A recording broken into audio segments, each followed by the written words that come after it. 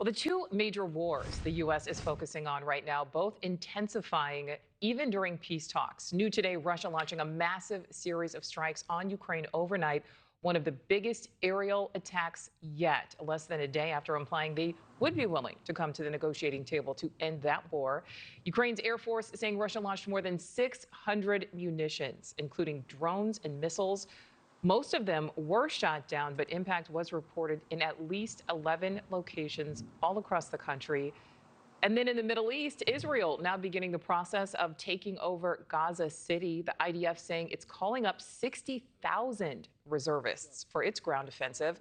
And it comes as Israel is weighing a ceasefire proposal, which Hamas has accepted. So I would like to welcome in now former U.S. Ambassador to the United Nations, Ambassador John Bolton. Ambassador, thank you so much for giving us some of your time today. I want to start in Ukraine and talk about this overnight attack by Russia, one of the biggest aerial attacks of the year so far, hundreds of drones, 40 ballistic and cruise missiles.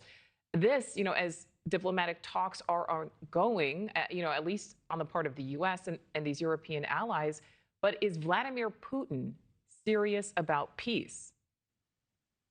No, I don't think he is. I think even despite the last 2 weeks of diplomatic activity and summits and the like, there's no indication whatever that the Russians have in any way modified their objectives, which really encompass the total incorporation of Ukraine into Russia.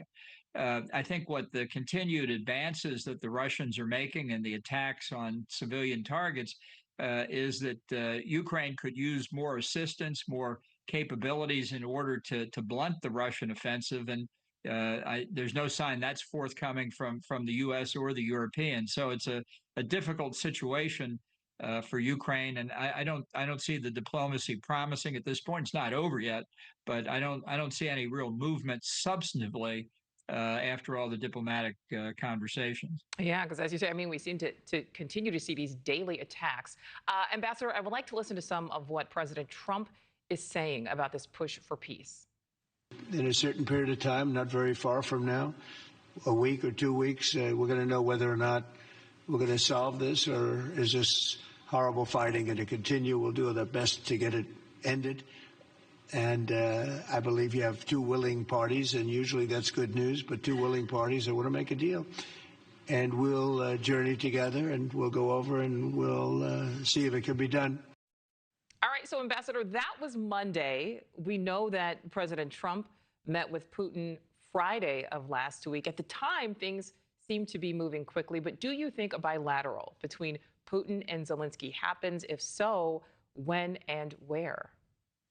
Well, I think it's very unlikely. I don't think this was ever something that Putin wanted to do. If he said he agreed to it at some point, which I think had been implied in earlier administration statements, that he needs to be called on it. But I don't think that will happen. I think a trilateral meeting is also pretty unlikely, at least in the next couple of weeks. The fallback position on all that could be the beginning of the UN General Assembly next month, third week in September in New York.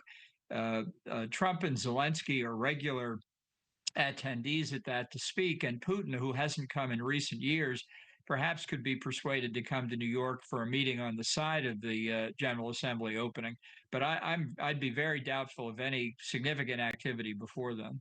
Thank you for watching. Subscribe below and download our NewsNation app right now on your phone, and you will get fact-based, unbiased news for all Americans.